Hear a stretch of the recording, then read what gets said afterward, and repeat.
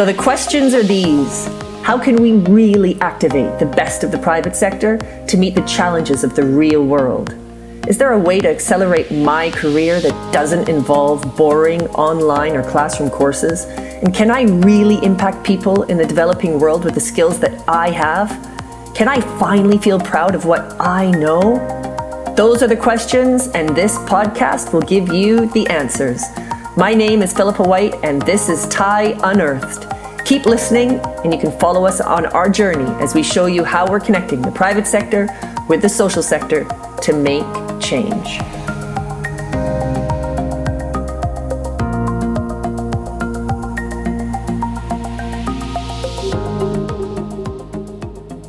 Hello everyone, Philippa White here, and welcome to episode 5 of TIE's podcast.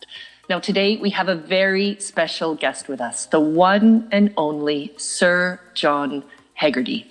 Today we will be talking about do interesting things and interesting things will happen to you. Hi John.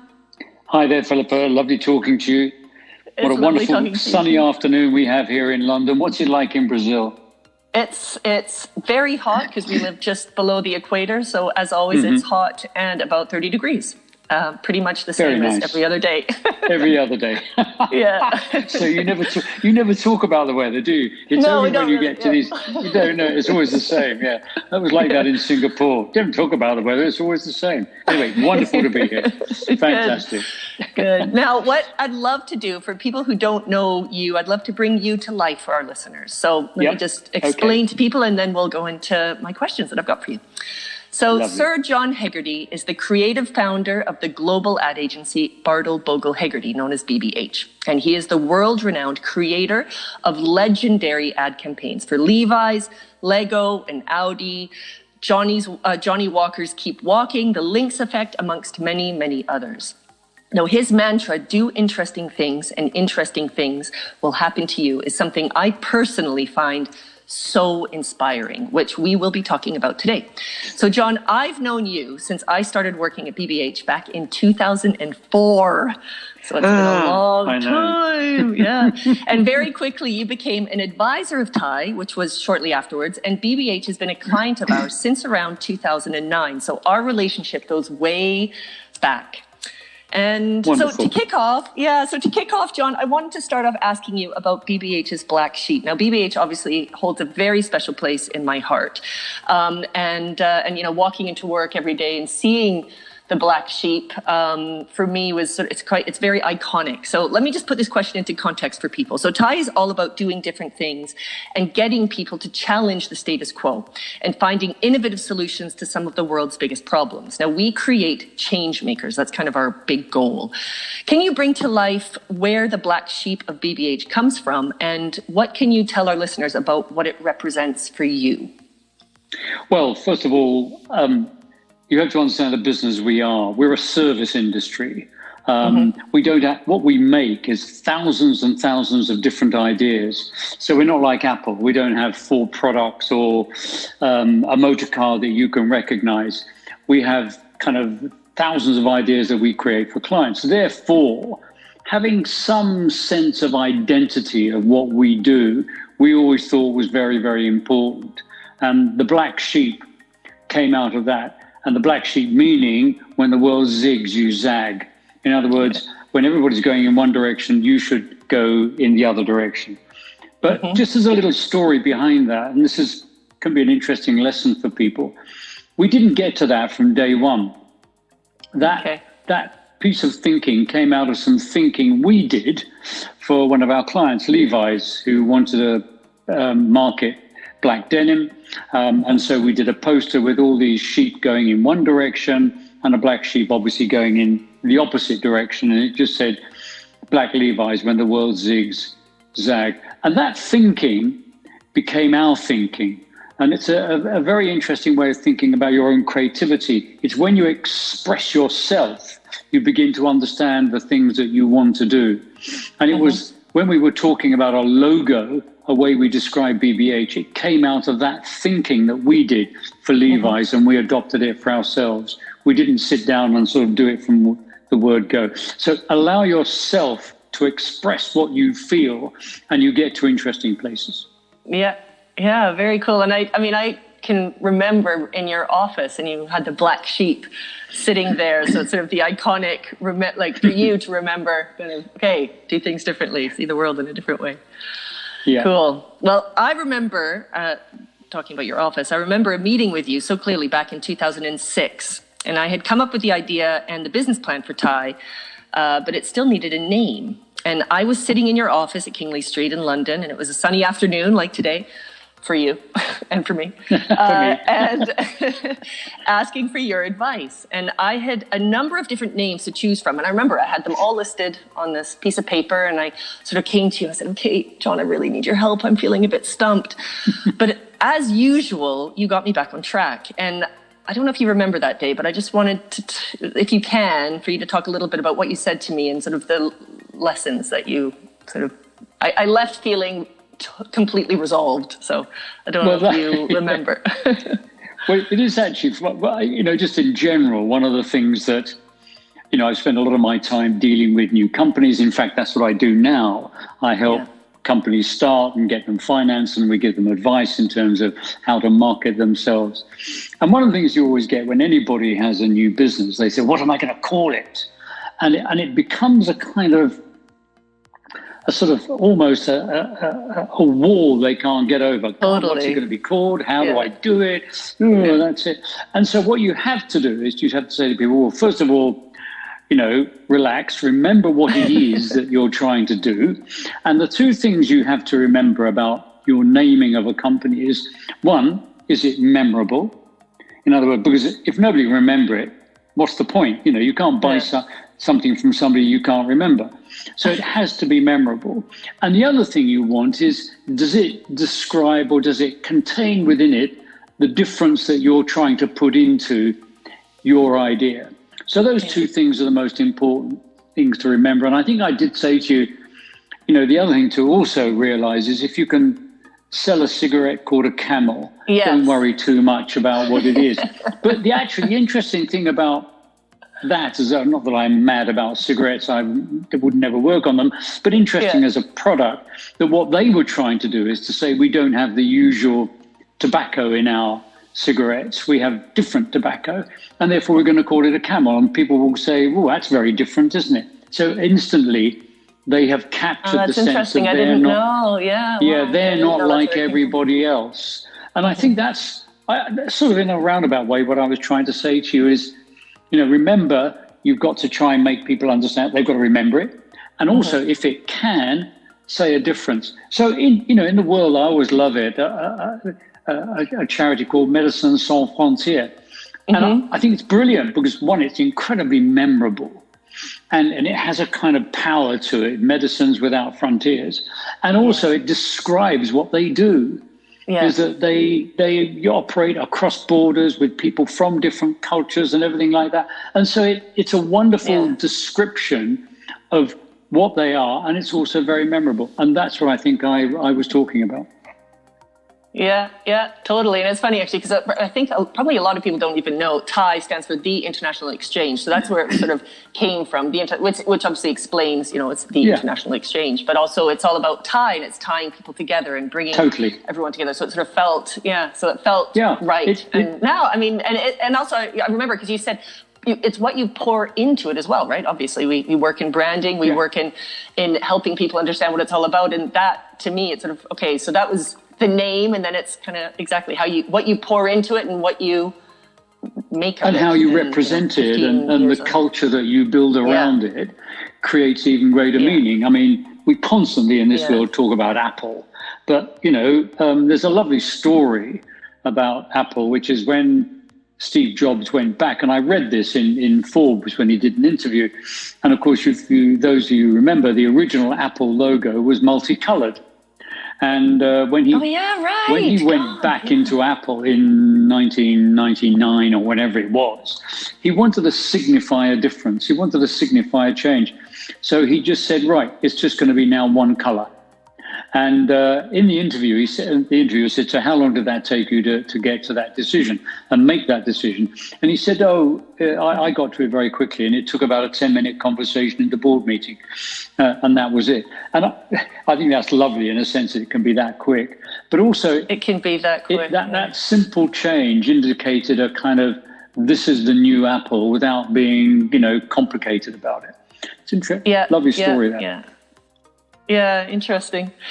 Well, moving on to your mantra, which is, the big thing that I wanted to cover off today, because it's such a big part of Thai. Do interesting things, and interesting things will happen to you. It's such a huge inspiration for me. I mean, I heard you talk about, remember when we went to, you gave that presentation. I think that was one of the first times I heard you talk about it, which was in Canada, when you talked at an advertising, there's an advertising that's right, or something. Anyway, I remember and I remember hearing you talk about do interesting things, and interesting things will happen to you. And I'd heard you I'd read things over the years, but it is a huge inspiration for me, and it's actually become a huge essence of Thai.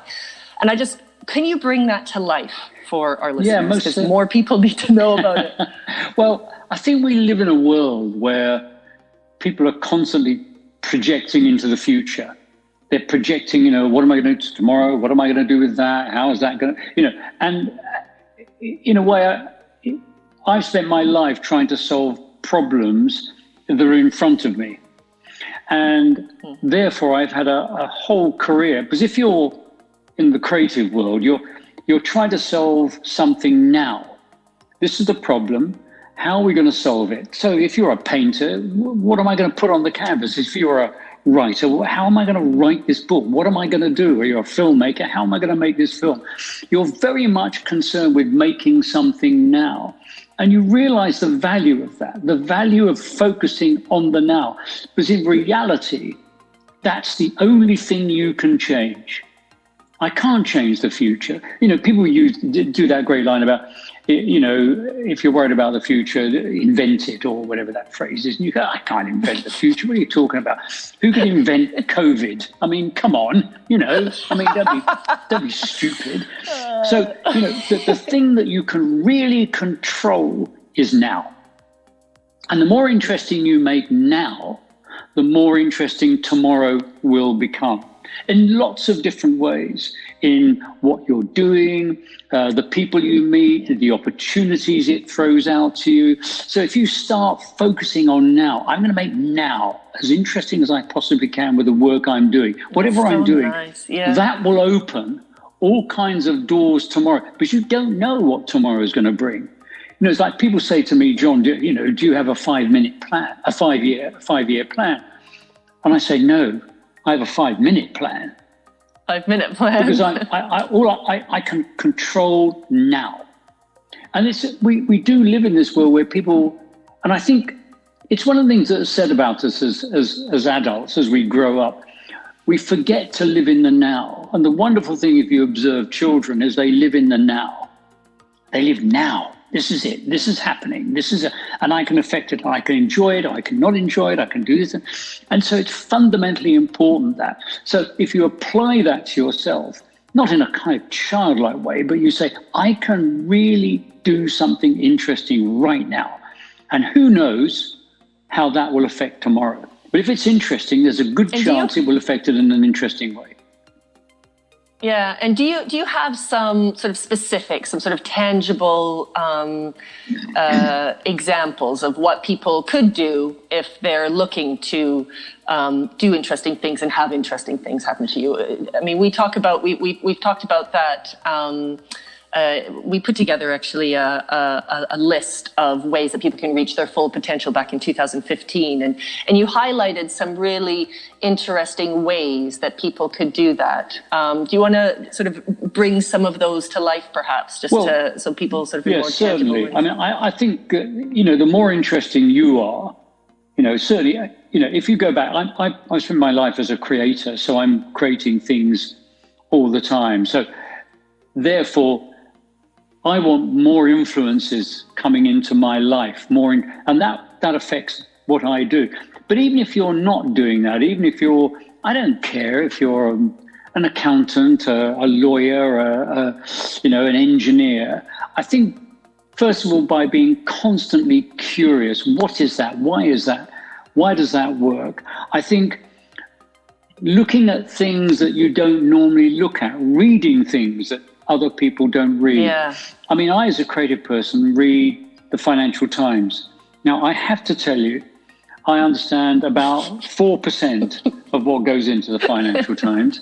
But actually, what I do get occasionally is brilliant articles that completely expand my understanding of business and finance. Yeah. And therefore makes me a much more interesting creative person. Because I know most other creative people aren't reading that. They're reading, quite rightly, books on Picasso or, some great director or writer, or which I think you should do. But also read other things that other people aren't doing. And therefore, you're making yourself constantly more interesting. I think, I always, meeting people I love meeting people, but sometimes you get an absolute dread when you realize you're meeting somebody who only operates in a very narrow field. They have no ability to talk beyond the field they're in. They only talk about that thing. And to a certain extent, it can be interesting, but then it becomes very boring. And I think the worst thing you can say about anybody is don't be boring. Please, whatever you do. And I don't care what anybody does. You can make it interesting. There's no such thing as a boring job. It's just looking at it in a boring way that makes it boring. So all of those things. And I think I would like to say something else about, I think people who get on, people who succeed, especially creative people, they are optimists. And you have to be an optimist because you're going to create something and you hope you're going to change the world with what you're creating. And you've got to be an optimist to believe that. You've got to be, because the chances are it's not going to happen. But actually in your heart, when you're doing it, you think, this is going to change the world. And of course, you have to maintain that. But cynicism is the death of creativity. And I think it's the death of, innovation. It's the death of entrepreneurship. Innovation. I mean, Everything. It's so much bigger than just creativity. Yeah. I mean, I couldn't agree more. And actually, I see that in the work that we do. If someone was to go and approach a challenge that they're facing, so, let's get new fuel-efficient stoves into the hands of people in Malawi. And someone goes in, oh, God, that's impossible. You've been trying to do that for 2 years and you've only sold 500. I mean, that's impossible. It's impossible. But if you go and you sort of say, no, okay, this is totally possible. Of course we can do it. And over and over and over again, we see that. We see people embracing a challenge that they would not normally have the opportunity to face in their day-to-day jobs, and suddenly, just through sheer determination, open-mindedness, flexibility, and positivity, they suddenly managed to get, in this case, 10,000 stoves into the hands of people in 30 days, and now I think we've got like 500,000 of these stoves in the hands of people. As a result of as a result of many of these things you talk about, pushing through boundaries to unlock your potential. Be constantly curious, to be constantly inspired, be brave, dare to be different, be positive. It's all those things, and look at what can happen. And then once you do that, and then of course the other thing about that is it magnifies its way through a group of other people around you. It ripples through them as well, whereas the cynic just brings everybody down. I mean, one other thing I always say to creative people when I was running the creative department is take the headphones off. You see everybody walking around with headphones on, and it's fine. You're listening to music or podcast or whatever we're doing it. But actually, look around you, and I think the great tragedy today is, and especially if you're in the creative world, what you're doing is you're constantly looking for inspiration. You're open, things happening, you're constantly seeing things, aware of things, the way light reflects on a building, the conversation that somebody was having behind you on the bus. All of those things, you're absorbing them all the time. Once you put the headphones on, you're cutting yourself off. You're cutting yourself off from this world that is giving you information, and that makes you less interesting. Advice. So certainly to the creative people, I say, please take the headphones off. Look around you. Inspiration. There's this wonderful book that Paul Smith has written, said inspiration is everywhere. You just have to see it. Yeah. Yeah. And actually, John Steele, he often said to planners, ride the bus. Ride the bus. Ride the bus. Yeah. And just open your eyes and see. And it's so true. I mean, that just even if you travel to a different place, don't just take taxis, ride the bus. Suddenly you learn about another culture. Well, of course, the old thing is success breeds your failure, doesn't it? Because as you become more successful, you become isolated. You're isolated from the things that made you successful. And, consequently, you've got to fight that. And I know some people laugh and saying you're being a bit hair-shirt, but, I actually, believe it or not, do love getting on buses. I do love going on the underground and seeing the world around me and seeing what's going on. Yeah, I could easily afford to have a chauffeur and take me everywhere. Why? How boring that would be. I'd only be talking to that one person. I'd be looking at the world going by, not in the world. You want to be in the world, not just observing the world. Yeah, agree. And actually, just as a really quick one to complement that, in Brazil, when you ride the bus, if you're standing up and you've got heavy books with you, the person who's sitting down offers to hold your books for you. And it's so extraordinary because Brazil is known as being quite a dangerous place, right? So as you're walking down the street, you're holding your belongings so close to you because you're worried that someone's going to suddenly grab them and run off with them. But suddenly the world completely changes when you get on a bus. Yes. And suddenly you're handing your bag over to the person who's sitting down. It's so extraordinary. Well, there you are. You see, circumstances change everything, don't they? Yeah, completely. That's lovely. So I thought, I just wanted to kind of bring to life as well what we're doing at the moment as well, which is we're launching our Thai Accelerator program, which I know that you know about. Yeah. Which is finally a way for people to get involved with Thai without needing to be sponsored by their companies. And it's 6 weeks. It's a leadership program, which is CPD accredited. It's virtual, only takes 2 hours a day. But basically, it's a chance for people to learn about innovating for real by using their skills in an alien environment, developing world environment from their desk. And it's a chance for them to work with good people who are in really difficult situations, trying to do great things in need of their help. And it's a test like no other. It's something that they will probably always remember, and a way to genuinely impact the world with what they know. And it's not boring traditional learning, which is, I think, what we're talking about right now. It's learning from real experiences that will get people to stand out as leaders and be the change that they want to see in the world, which is really all about the power of doing interesting things and how interesting things will happen to you as a result. We know that learning from experience is significantly more effective than, learning theories and sort of traditional kind of classroom learning. And especially if you're really passionate about something, you absorb the information much more quickly. So with all of, with this in mind, with Thai Accelerator in mind, is there any advice that you'd like to share with our listeners? Well, I think what you've done with Thai, and actually now with Thai Accelerator, because it makes it more accessible to people, and it's all about access, which I think is fundamentally important. But I think the thing that I'd like to say to everybody is that I think the future, in terms of business, in terms of experience, and in terms of all those things, is creating win-win situations. The trouble with business, as it stands at the moment, it's win-lose. You're always looking to kind of, how can I beat my competition? And, I've always said that, one of the most disappointing things to me is when you ask business people what is their favorite book, so often The Art of War comes out as their favorite book. And you just think how disappointing that people in business view The Art of War as a book that they should read to succeed in, rather than the book, how do I create value? How do I make myself better and the person I'm dealing with better? How do I make the world better? How do I create a win-win situation? And I think what Thai teaches you is how it takes your experience, it applies it to other people's problems and makes you both better.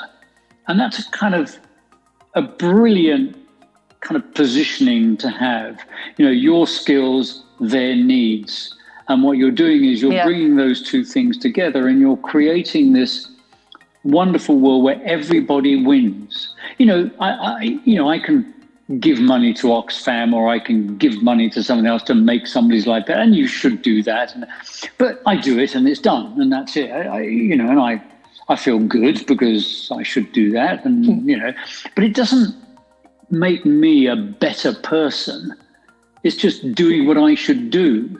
But actually, I think what TIE does, and obviously the accelerator program makes it more accessible to more, is it makes each party better. It improves everything around it. And I think, in a way, that's what you should always remember with TIE. That's what it gives you, this ability for everybody to win. And I think that's genius. I really do. Well, thank you. I mean, it's been a powerful experience. Obviously, it started off with a project back in whatever it was, 2005 or whatever, and now it's been going for 13 years. And you stayed with it. Stay with it. That's the other great lesson. I always remember listening to a wonderful interview with Henry Moore, who is one of the great British sculptors, and he was 80 years old, and there was a radio interview, and the radio interview was pouring kind of, accolades on him, and you could hear him sort of getting slightly agitated by all of this. And he eventually stopped the interviewer and all these great sort of, commendations he was getting, and said, look, he said, when I left the Royal College of Art, I think it was the Royal College of Art, he says there were 30 of us doing it. 20 years later, there were 15. 30 years later, there were 10. 50 years later, there are 5 of us. Keep doing it. That's the secret. And I do think, we forget that. We give up very easily on things. And I'm not, I noticed that working in America. I was surprised how readily people gave up on things and didn't stay working at it, didn't stay trying to make it work. And again, another great example I was given when I was at art school, and the teacher was going around, we were drawing, and he was correcting people's work, and he stopped the class. He was at one particular person's easel, and he stopped the class. He said, look, I just want to say something to you all. When a drawing is going wrong, what you don't do is turn the page over and start again. You keep working on that drawing until it's right. And then you turn the page over. And there was this brilliant pause. And he just said, I suppose I'm talking about life as well, really. And then we all went back to drawing. Wasn't that brilliant? And that was said to me when I was at art school. It's so true, though, isn't it? I mean, if I look at TIE, actually, it's our conversation actually that we had today, which you might want to talk sort of Darwin, right? You could just, you mentioned it this morning. I just think it's such an important, because everyone's facing the same thing right now. Yeah, they are indeed. Everybody. Well, I think it's one of those things that when you talk about Charles Darwin, and we are in a Darwinian moment, you could argue. People say, it's survival of the fittest. And in actual fact, that isn't actually what Darwin was saying. He was saying those that survive are those that adapt. And if you think about it, it's quite right. Being fit isn't going to make you succeed if the world is completely changing. It's those who can adapt will survive. And that's what we've got to do. We've got to think about how we adapt. I mean, the clever word that people use is pivot. We all talk about pivoting and all that. And it's a bit of a kind of trendy word, but actually it's a very true word. Look at what you're doing. How should I adapt to the new environment? But also within that has that thing of, we have we accept all these sayings, don't we, all the time. So that was I thought it was great that, Charles Darwin actually didn't say that. It was survival, the ability to adapt, which is what he was saying. Adapt. And I always think the lovely one, and maybe people will know this when we're talking about commerce and things like that, is that, that money is the root of all evil. And I've said that and people nod their heads wisely and say, oh, yes, money is the root of all evil. Yes. And that's actually not the quote. The quote, and it comes from the Bible, is the love of money is the root of all evil. And it completely transforms the meaning of right? that say. So money is not the root of all evil. It is the money love is a of tool, it. right? It's a tool. But exactly. within that, you have that sort of, so keep questioning. Is that really true? Is that what I do? And again, a creative kind of industry or a creative background teaches you that. Constantly question, constantly, be constantly curious. Yeah, which be is constantly one of your, curious. Yeah, exactly. Now, John, just to wrap things up, you're always up to so many different things. I mean, even just this conversation, you can see your brain is just so busy and you're so busy. So to wrap things up, perhaps you can tell our listeners what you're working on at the moment or what you've been talking about lately. What's sort of the current thing that you can tell people? Well, I'm at the moment. Well, now I'm a partner in a company called The Garage in Soho here in London, and we are what we call an early stage investment company. We help young entrepreneurs get finance, and we help them find finance to get their ideas up and off the ground. So it's a wonderful thing to be working on because the reason I loved advertising, for many reasons, it's a great educator, but also you were working on so many different things at one time. In the morning you might be doing fashion, in the afternoon you might be doing something in the automotive world, and later on that day you might be doing something in finance or whatever it might be. So you are constantly moving from one industry to another. And doing what I'm doing now, it's very similar. So you don't know who's going to come through the door with an idea. It might be anything, and so that knowledge, that skill, that ability to look at it and think about it and be able to go, well, we could help you here with this. Have you thought about that? Is a wonderful thing to do because it maintains your alertness. It maintains your connection to the world. You've got to be very connected to do that. You've got to read stuff, look at stuff, be aware of what's going on. So that excites me enormously. And we do talk about looking for businesses that make the world a better place. So, when people come into us, somebody came in, I've got this new idea for a gambling app. I think we'd be showing them the door, which we'd say, to be honest with you, I don't think we need a gambling app. And we've got enough of those. Or if somebody came in with another fashion app, I think we might show them the door, depending actually what it was doing. So that for me is really, really interesting. And I love that sense of constant challenge, seeing things grow. Sometimes they're going to fail. You never know. And that's the other thing I always would say to people. You never know. And with all that kind of, people sort of say, with big data, we can now predict the future. And I think, oh, really? So you can predict the weather, can you? And you can predict COVID, can you? With all the big data in the world, nobody predicted COVID.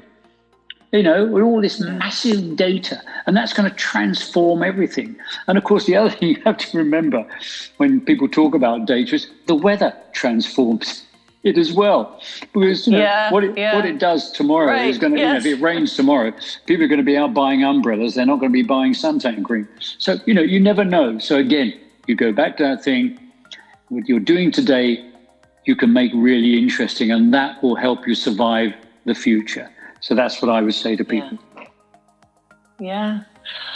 Gosh, well, John, it has been so nice to connect with you. And Likewise, the last time I saw you in person was sort of, I don't know, I guess probably a year ago now. It was. But it was summertime. So it was about a year ago. So hopefully it won't be long until I'm back in the UK. But for now, I'm in quarantine. Well, sort of quarantine, half quarantine. Oh, and I am too, actually, having just got back from France. Oh, yes, because you just got back from France, of course, yeah. I'm hardly allowed to leave the door. Enjoy your 2 weeks. Will do. Yeah, well, enjoy your 2 weeks in quarantine. Thank you so much for this. It's just wonderful. And until the next time. Absolute pleasure, Philippa. And congratulations to you with Ty. And look forward to seeing the success of Accelerator.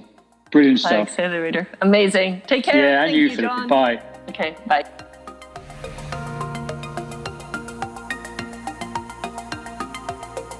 Hey everyone, this is Philippa again. So this is your chance to get involved with Ty. We have 3 absolutely amazing virtual opportunities available, all rooted in connecting the private sector with the social sector to make change. Ty has never been more necessary than right now. So if you're looking for life-changing leadership development opportunities for your employees and you want your company to impact the world, we've got you covered.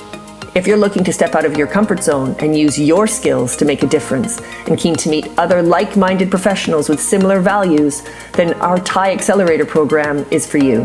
There are so many options, so I urge you to get in touch. Go to theinternationalexchange.co.uk for more information or just shoot us an email. Better companies, better leaders, better world.